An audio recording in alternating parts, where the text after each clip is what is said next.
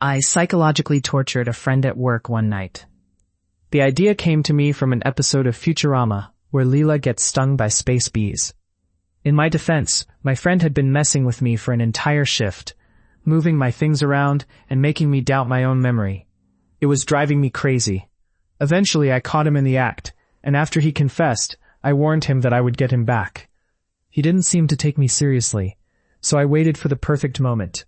When our shift started one day, I began to whisper, "I need you to wake up," just loud enough for him to hear. I gradually increased the volume, but it remained just above a whisper.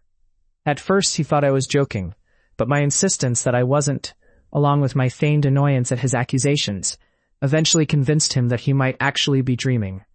One of my coworkers caught on to what I was doing and joined in a few times, even looking him dead in the eyes while saying it.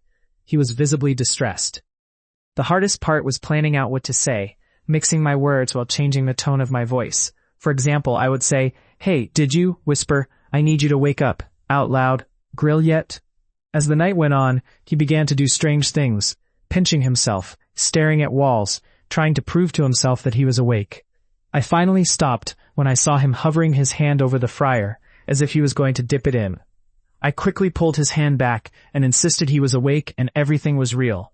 I didn't confess to what I had done, but I stopped until we were leaving at the end of the night. As we were walking out, I turned to him and shouted, "By the way, I need you to wake up." He screamed back at me, clearly frustrated. The next day he came in looking like he hadn't slept at all. When I asked if he had a rough night, he got right in my face with an unusual level of aggression. I thought he might actually confront me, but instead he yelled, "Don't ever do that again." I couldn't sleep because I didn't know if I would wake up. I couldn't help but grin and told him not to move my things around again. He had made me feel just as crazy as I made him feel. After a bit of back and forth, we agreed to a truce, vowing to avoid such extreme pranks in the future.